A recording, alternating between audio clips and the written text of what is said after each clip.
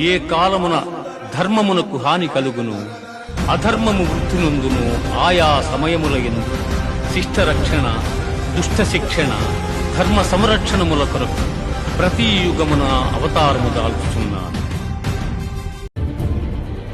చక్కగా అనుష్ఠింపబడిన పరధర్మము కన్నా గుణము లేనిదైనను స్వధర్మమే మేలు. అట్టి ధర్మాచరణమున మరణము సంభవించనను మేలే. పరధర్మము భయంకరమైనది, ఆచరణకు అనుచితమైనది.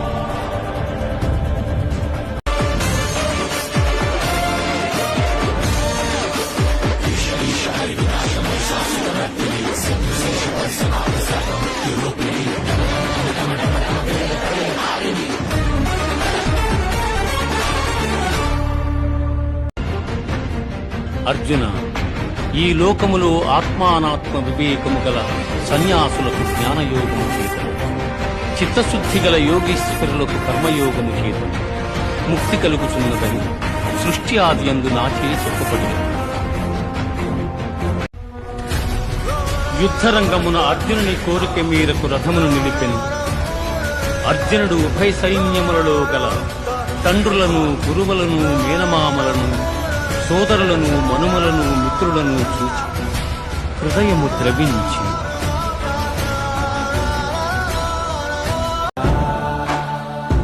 అన్నము వలన జంతుజాలము పుట్టును, వర్షము వలన అన్నము సమును, యజ్ఞము వలన వర్షము కలుగును, ఆ యజ్ఞము కర్మ వలననే సంభవం.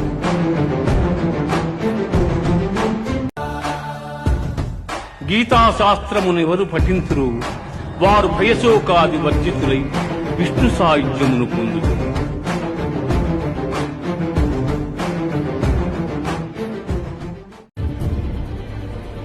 యోగీశ్వరుడు శ్రీకృష్ణుడు, ధనుర్ధారియగు అర్జునుడు ఎతకనుందురు.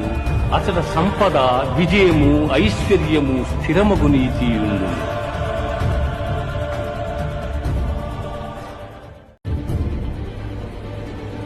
అచ్యుత, నా అవివేకము నీ దయవలను తొలగిను.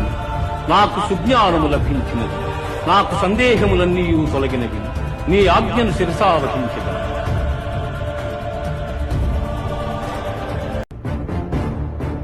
అర్జున, కర్మమోక్ష మార్గముల, కర్తవ్య భయాభయముల, బంధమోక్షముల ఏ జ్ఞానం ఎరుగుతున్నదో అది సత్వగుణ సముద్భవమని ఎరుగును. అర్జున, ఈశ్వరుడు ఎల్లభూతములకు నియామకుడై, ప్రాణుల హృదయమందున్నవాడై, దంత్రగాడు బొమ్మల నాడించు రీతిగా ప్రాణుల భ్రమింపజేయుతున్నాడు. ధనంజయ, పరమగోప్యమైన ఈ గీతాశాస్త్రమును చక్కగా వింటివా? నీ అజ్ఞానజనితమైన అవివేకము నశించినదా?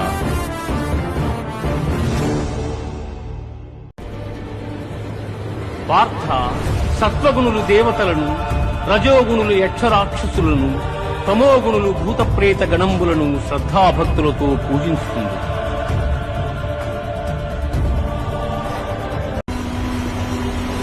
పార్థ, జ్యోతిష్ఠోమాది కర్మలనాచరింపకుంత సన్యాసమనియు, కర్మఫలము ఈశ్వరార్పణమునర్చుట త్యాగమనియు పెద్దలు చెప్పుదు.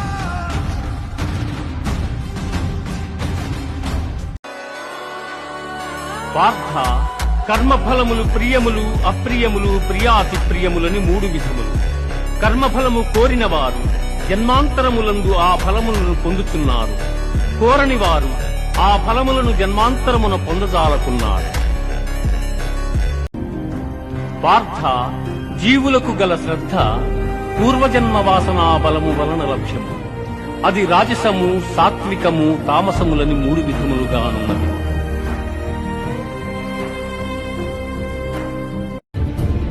పార్థ, శాస్త్ర విషయములను అనుసరింపక ఇచ్ఛామార్గమును ప్రవర్తించువాడు సుఖసిద్ధులను పొందజాలడు, పరమపదము నందజాలడు.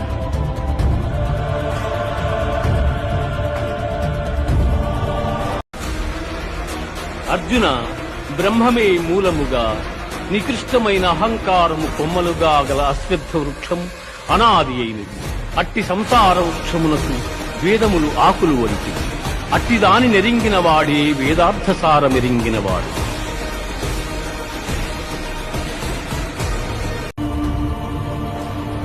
పార్థ, సూర్యుడొక్కడే ఎల్ల జగత్తులను ఏ విధముగా ప్రకాశింపజేయుచున్నాడు, ఆ విధముగానే క్షేత్రజ్ఞుడు ఎల్ల దేహములను ప్రకాశింపజేయుచున్నాడు.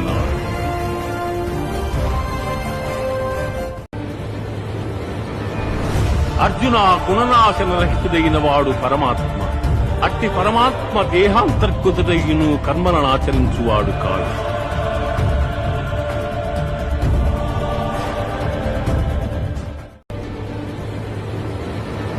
ఓ కౌంతేయ, రజోగుణము కోరికల యందు అభిమానము అనురాగము పుట్టించి ఆత్మను బంధించుతున్నది.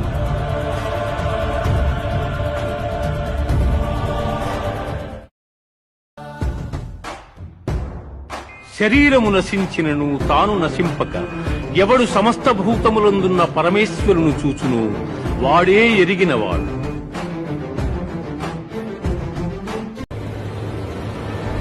ఆత్మజ్ఞానమునందు మనస్సు లగ్నము చేయుట, మోక్ష ప్రాప్తి యందు దృష్టి కలిగియుండుట జ్ఞాన మార్గములనియు, వానికి ఇతరములైనవి అజ్ఞానములనియు చెప్పబడును.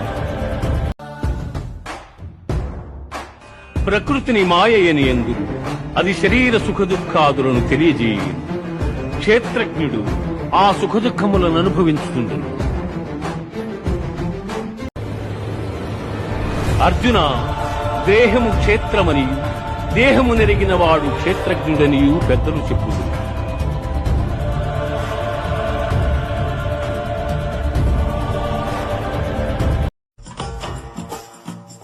ఎవడు ఎంత పాపం చేశాడో ఆ పాపానికి తగిన దుఃఖాన్ని జీవుడు మళ్లీ అనుభవించవలసిందే. అది వేరొకరు పంచుకోరు. ఎంత పుణ్యం చేశాడో అంత పుణ్యానికి ఫలితాన్ని అనుభవించవలసిందే. కాలమనేటటువంటిది పరమ బలవత్తరమైనటువంటి స్వరూపం.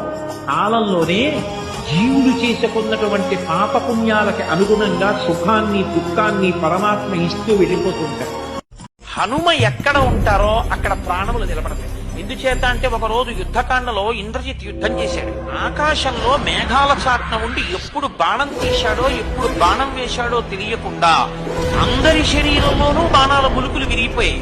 కొన్ని లక్షల మంది చనిపోయారు. కొన్ని లక్షల మందికి కాళ్ళో చేతిలో విరిగిపోయాయి. రామలక్ష్మణులు కూడా పడిపోయారు. ఆ పడిపోయిన రోజున బ్రహ్మాస్త్రానికి కట్టుబడడు కాబట్టి ఇంద్రజిత్ బ్రహ్మాస్త్రం వేసి వెళ్ళిపోతే హనుమ ఒక్కరే బ్రహ్మాస్త్రమునకు కట్టుబడరు కాబట్టి ఆయన లేచారు.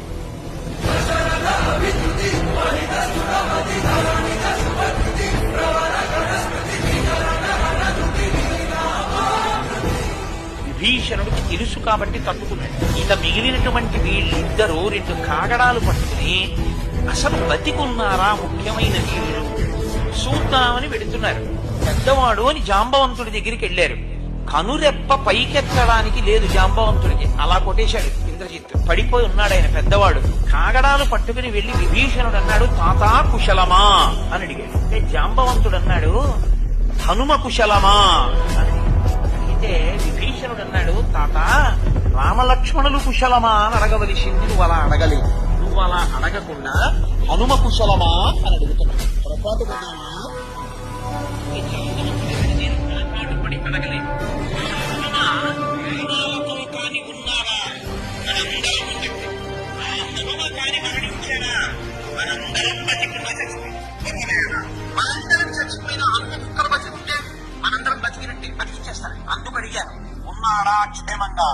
హనుమ ఓంగి జాంబవంతుడి పాదములు పట్టుకుని, తాత హనుమ నీకు నమస్కరించుతున్నాడు అంటే ఆయన అన్నారు, నాయన వేళ లేదు, ఈ రాత్రి లోపల బతకాలి సైన్యం. ఈ రాత్రికి రాత్రే నువ్వు ఇక్కడి నుంచి ఎగిరిపోయి ఉత్తర దిక్కున కైలాసము వృషభము అన్న రెండు పర్వతముల మధ్యలోకి వెళ్ళాలి. అక్కడ ఒక ఓషధీ పర్వతం ఉంది. అందులో 4 ఓషధులున్నాయి. నువ్వు వెంటనే వెళ్లి ఆ 4 ఓషధులు పట్టుకొచ్చేయాలి 10 నిమిషాలు. ఇలా కన్ను మూసి కన్ను తెరిచేటప్పటికి మెరుపు మెరిసినట్టు వెళ్ళిపోయారంటే అది ఆయన మారుతున్న వేగం. కైలాసము వృషభము మధ్యలోకి వెళితే ఓషధులు అనుకున్నాయి, ఈయన మనని తీసుకెళ్లిపోవడానికి వస్తున్నాడు, ఈయనకి కనపడకుండా దాక్కుందామని తేజస్సుని అది ఉపసంహారం చేస్తే రామకార్యం మీద వచ్చిన నాకు ఉపయోగపడకుండా దాక్కుంటారా? మీరెక్కడున్నా మా వైద్యుడున్నాడు సుషేనుడు, ఆయన కనిపెడతాడు అని పర్వతాన్ని పెకలించి తీసుకొచ్చేశారు పక్కాపట్ట.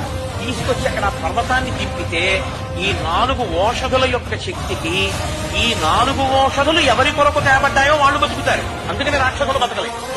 అది హనుమ యొక్క శక్తి అంటే.